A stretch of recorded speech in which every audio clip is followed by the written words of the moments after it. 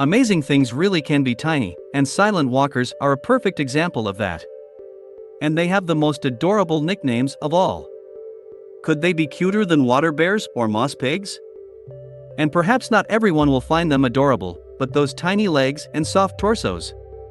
Even if you don't think they're that handsome, you have to admit that the facts about them are fascinating. These creatures are incredibly hardy and live almost anywhere there is water. And since our planet, for the most part, is water, you don't have to go far. So, let's delve into the facts and find out why these tiny animals are so amazing. 10. What are they?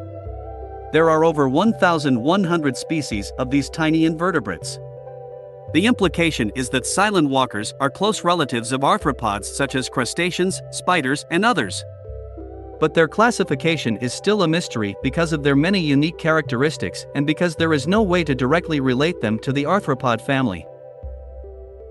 For the most part, we only talk about their resemblance to some of the animals in this family, which gives them this potential opportunity.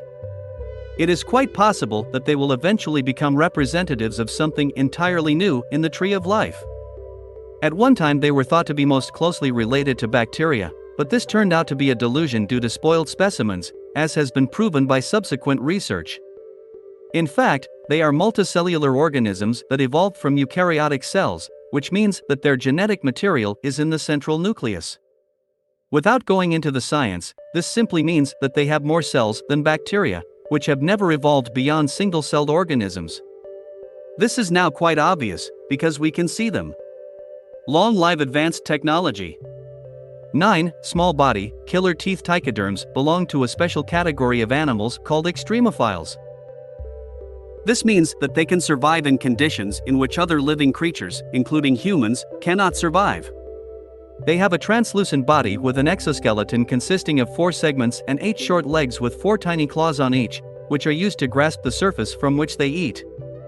Their heads are a clearly defined 5th segment, even if they appear slightly flattened. Their size varies from 0.5 to 1.2 millimeters, but they usually do not grow more than 1 millimeter. It must be said, though, that their mouths look a little creepy. The mouth is round, can actually extend outward, and is full of sharp teeth, called stilettos, with which they pierce food and then suck out fluids. We will discuss their diet a little later, but they are not vampires like mosquitoes or spiders. At least not in the sense that they enjoy blood. And thankfully, we're not on the menu either. At least not yet. 8. They've been around for millennia. Even though typhoons have only recently been studied in more detail, they were discovered as early as 1773 by the German pastor Johann August Ephraim Goetz. 3 years later, the Italian biologist Lazzaro Spallanzani gave them the name tardigrada, silent walkers. And recent research has shown that they have a much longer history than when humans finally began to recognize their existence. They are probably one of the oldest terrestrial animals. They have been around for about 500 million years or more. Who says humans are the most adapted to survive? Take a look at bacteria and other creatures, not visible to the naked eye, that appeared long before the human race and are still thriving. It's a pretty amazing and magical world when you observe it beyond the limited confines of typical human thinking. Put aside your smartphone and go explore, after you finish reading this article, of course. 7. Dried out and frozen. But alive. These little guys are most often found in water, especially fresh water. But they also live in any habitat on Earth where there is water, from Antarctica to oceans, rainforests, mountaintops, and even sand and soil. The easiest way to find and study them is in the water film found on mosses and lichens. So yes, you may well find them in your backyard, especially if you live near a body of fresh water. They are considered aquatic because they need water to live. The water around their bodies allows for gas exchange and prevents them from drying out, like sun-dried tomatoes or dehydrated fruit. But if you take them out of the water, they don't actually die. They can be resuscitated as soon as they return to that life-giving water. And that's not all. They can be frozen to extremely low temperatures for a very long period of time, but they will come back to life as soon as they thaw. How cool is that? They get cooler with every new piece of information we learn about them. 6. Fungal diet. So, what do they eat? They mostly eat mosses, flowering plants, bacteria, and lichens, or, as they are best known, fungi. They are also known to eat animal cells, and some of them are actually cannibals, eating other silentworts. They use their mouths to pierce the cell walls and membranes of their prey and then suck out the fluid, which is rich in nutrients. It's a good thing we don't taste good to them, or they wouldn't be so cute anymore.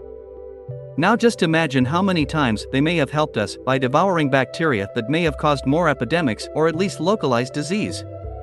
They are chubby little wonders floating around us. Miniature water angels. 5. Extreme survival. Let's learn a little more about their remarkable ability to come back to life, which has encouraged the scientific world to study them further. Through a process known as cryptobiosis, they can slow their metabolic rate down to 0.01%, essentially making them capable of surviving without food. Their organs are protected by a sugar gel that continues to produce large amounts of antioxidants. When they are exposed to extremely low temperatures or dehydration, they take the shape of a barrel. They curl up into a tiny ball, tucking their head and hiding their legs. And in freezing conditions, they can also somehow prevent ice crystals from growing. Science has not fully studied this ability. And if the water they're in has a lower oxygen level than normal, the silent walkers can stretch out, slow down their metabolic rate and absorb oxygen through their muscles. If that's still not incredible enough, let's add that they can produce a protein that protects their DNA from radiation damage. They can also survive under seemingly unbearable conditions, exposure to certain poisonous chemicals, in a low-pressure vacuum, in boiling alcohol, in high-pressure conditions such as deep-sea water, and in changing water salinity. It is no longer so surprising how they have survived so many mass extinctions throughout history. 4. Prepare to be struck. Despite their many shocking abilities, water bears are not completely indestructible or immortal. It may seem that way, but they do have some weaknesses, and eventually they will die. One thing they definitely can't survive is human stomach acid, and that's a good thing, because each of us has probably had a few silent bears in our lifetime without even realizing it. And their natural lifespan without freezing or dehydration is about 2.5 years. And they can't survive an impact at more than 3,218 kilometers per hour. Yes, humans have shot them with guns to find out the limits of their survival skills. Humans are so weird. 3. How they walk. Look at how they walk. There are plenty of videos online. When they are not swimming, they waddle around on their 8 little legs looking for moss and fungi to suck the liquid out of. And they gait like insects, which are 500,000 times their size, or even crustaceans. It's remarkably similar to galloping. They just do it very, very slowly. Have you ever felt like a silent walker without your morning coffee? They're aquatic. So, of course, they also swim. And they do it with their tiny legs. And they can swim a little faster than they can walk. They also stay on the surface of the water, but usually on bits of debris rather than floating freely. So their movement through the water is more like surfing. They would probably beat all the competition at Banzai Pipeline in Oahu, Hawaii. 2. The presence of males is optional. Moss piglets have some interesting breeding methods. Some species even reproduce asexually, parthenogenesis. Female eggs develop on their own as adults, without the need for external fertilization. This eliminates the need for any males of the same species. During the breeding season, the female lays 1 to 30 eggs. But these eggs are inside the molting pelt. As soon as the male appears, he deposits sperm on the clutch of eggs as a result of mating. In other species, the female sheds the hide completely and lays eggs in it. The male comes later to fertilize the eggs. Thus, fertilization in the silent eiderdowns can be internal or external. It takes about 40 days for the eggs to develop, and sometimes 90 days if they have been dehydrated. So it is not the most romantic process. 1. A tiny alien?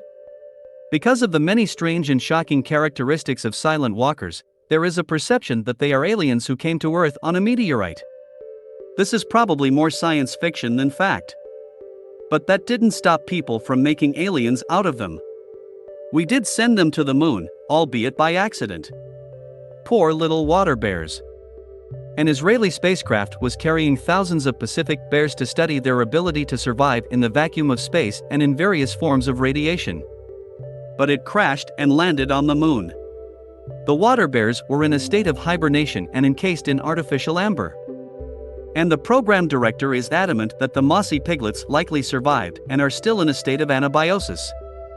Now the silent walkers are also astronauts. Fascinating indeed.